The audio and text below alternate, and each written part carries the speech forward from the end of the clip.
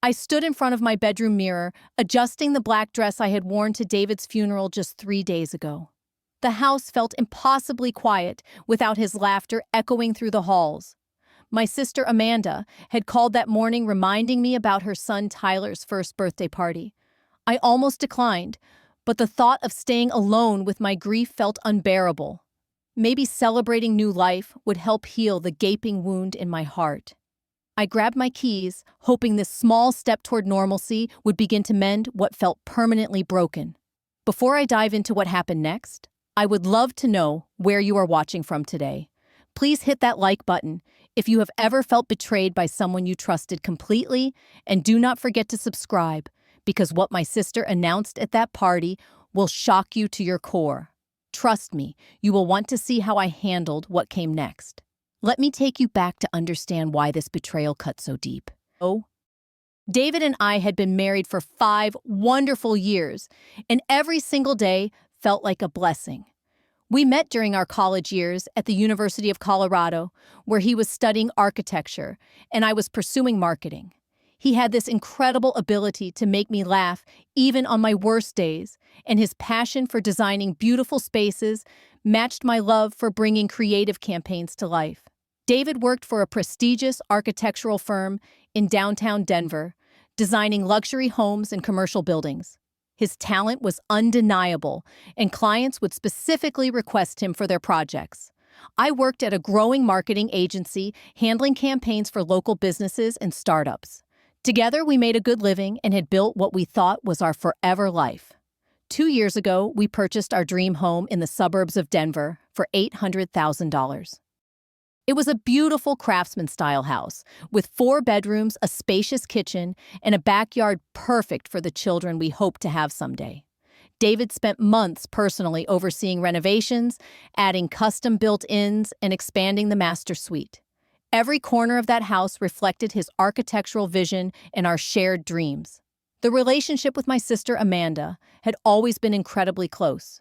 She was 4 years younger, and after our parents died in a car accident when I was 25, I became like a mother figure to her. I helped pay for her college tuition at Colorado State University, supported her through a difficult breakup during her senior year, and even contributed $10,000 toward her wedding when she married Jake 2 years ago. Amanda had always been the artistic one in our family, working as a freelance graphic designer while Jake managed a local coffee shop. When Amanda became pregnant with Tyler, David and I were thrilled to become aunt and uncle. We attended every doctor appointment she invited us to, helped set up the nursery, and I threw her an elaborate baby shower. David was particularly excited about becoming an uncle, often talking about teaching Tyler how to build things and sharing his love of architecture with him as he grew up. David's sudden death from a heart attack shocked everyone. At 34, he seemed perfectly healthy, but apparently, he had been born with a rare cardiac condition that went undetected until it was too late.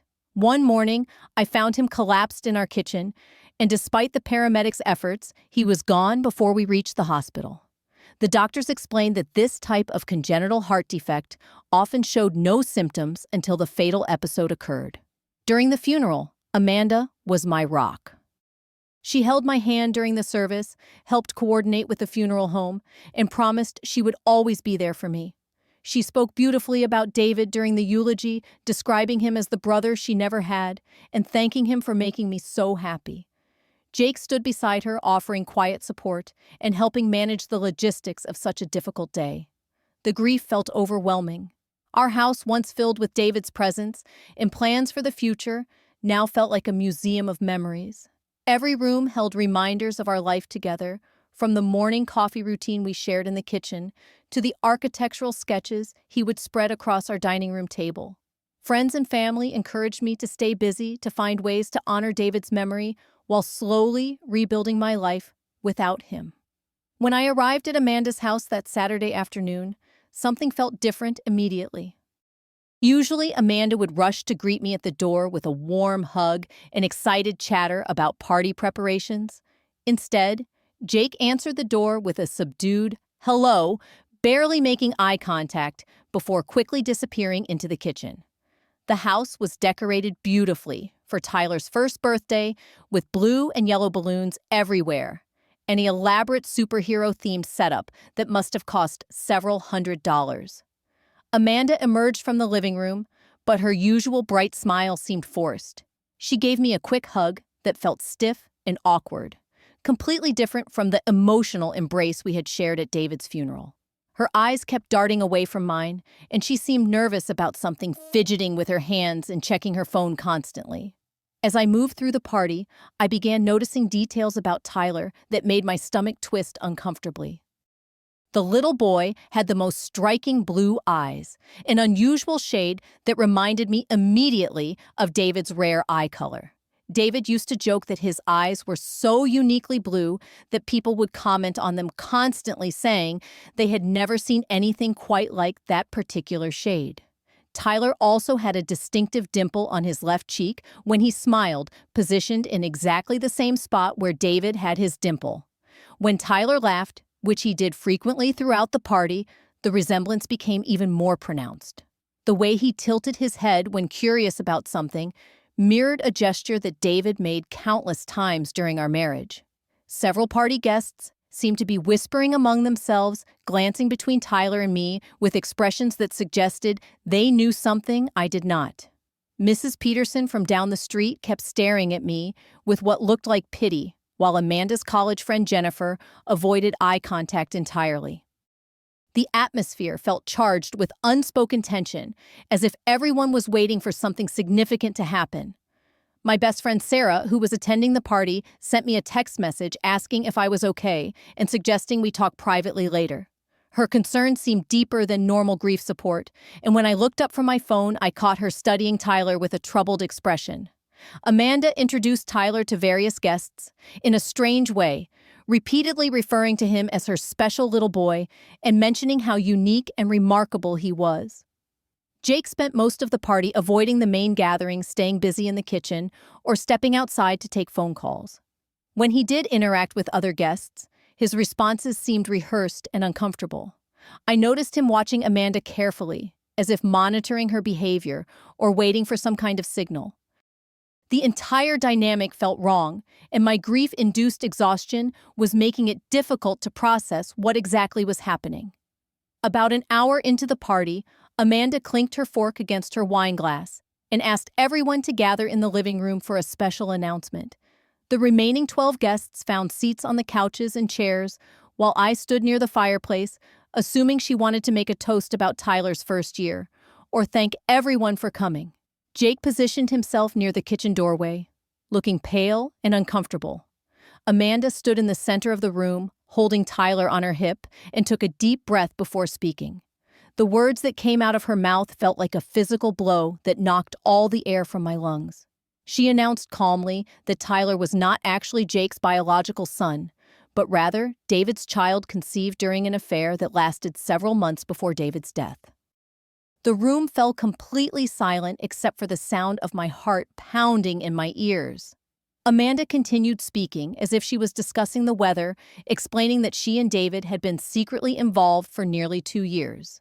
She claimed that David had promised to divorce me and marry her once Tyler was born, but his sudden death had complicated those plans.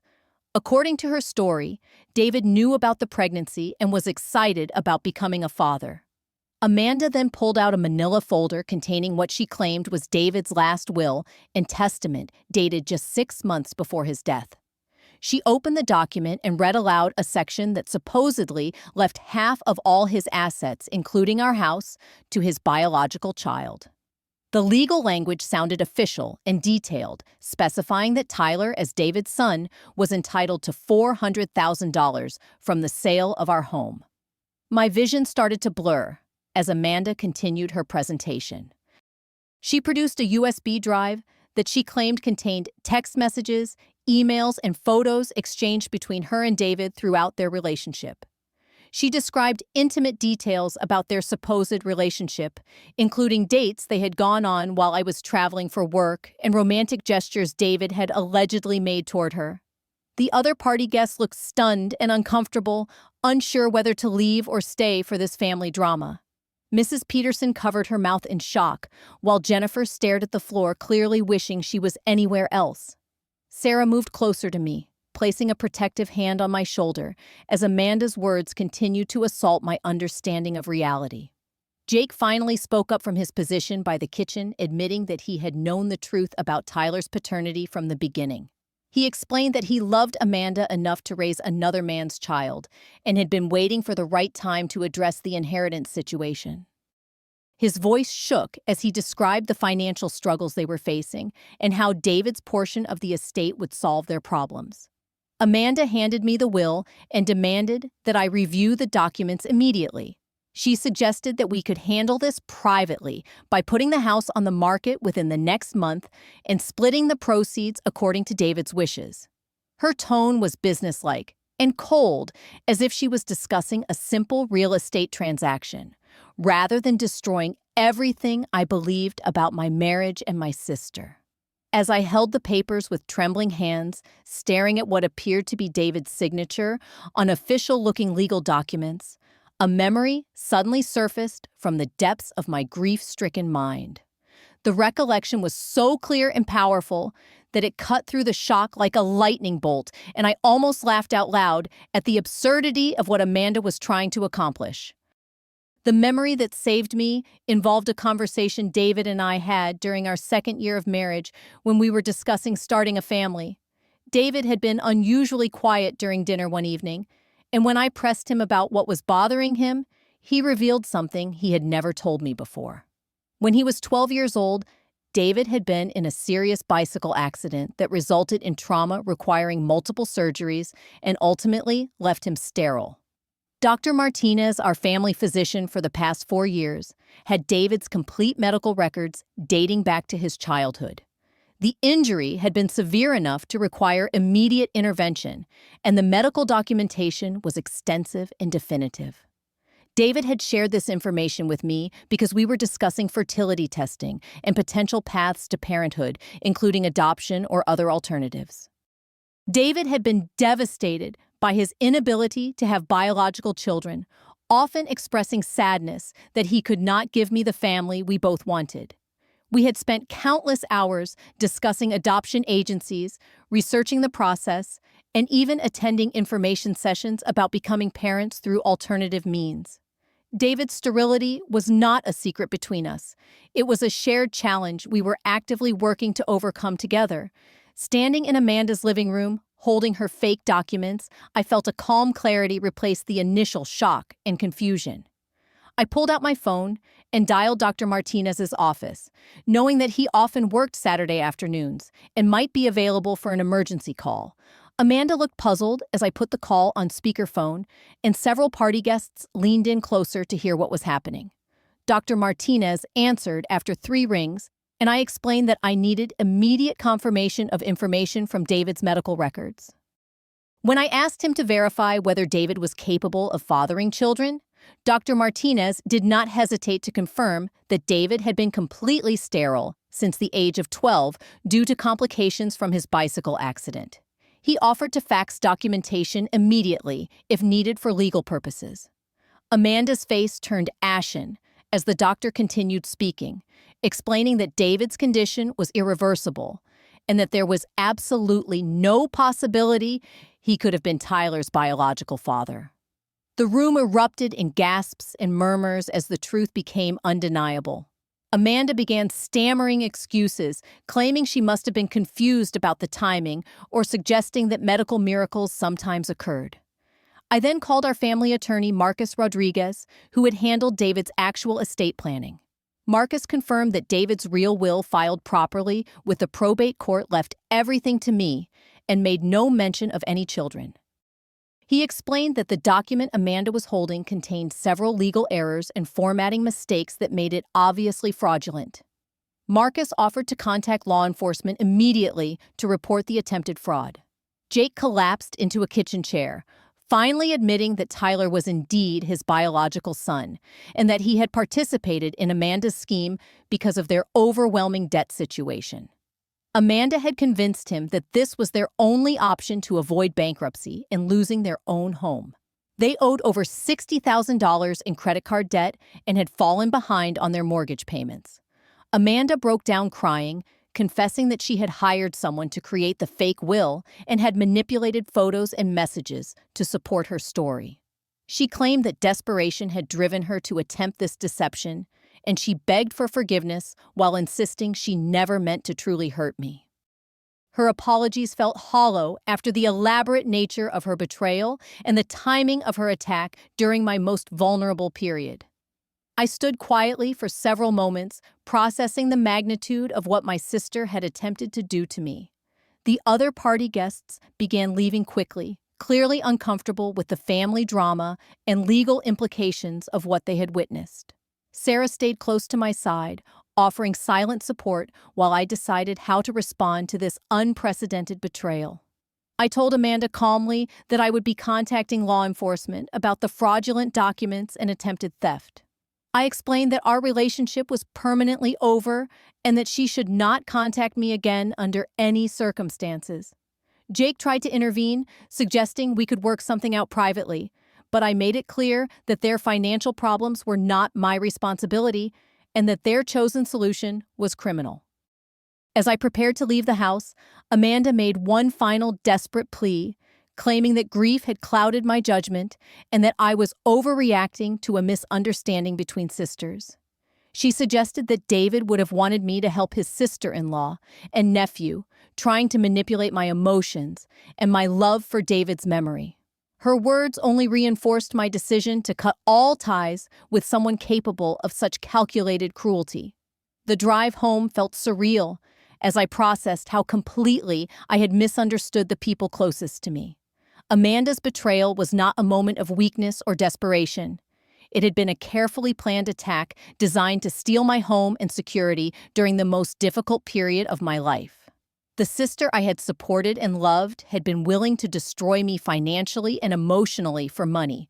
Over the following months, I focused on healing from both David's death and Amanda's betrayal. I started attending grief counseling sessions, which helped me process the complex emotions of losing my husband while simultaneously discovering that my sister was capable of such deception. The counselor helped me understand that Amanda's actions reflected her character, not any failure on my part to be a good sister or judge of character. I also began taking yoga classes at a local studio, where I met several women who became genuine friends. These relationships, built on honesty and mutual support, helped restore my faith in human connection. Sarah remained a constant source of strength, and our friendship deepened through this crisis in ways that I never could have anticipated. 6 months after Tyler's birthday party, I felt strong enough to begin dating again.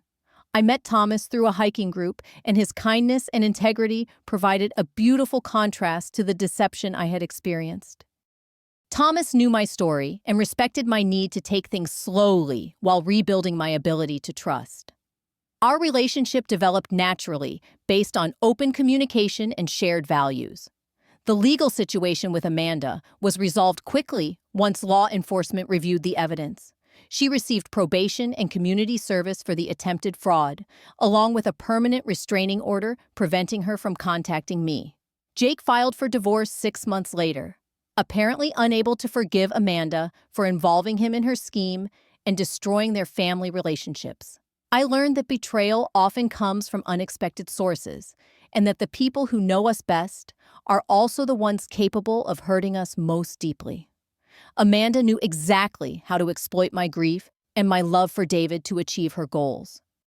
However, I also learned that my own strength and intuition were more reliable than I had realized, and that truth has a way of revealing itself when we pay attention to the details.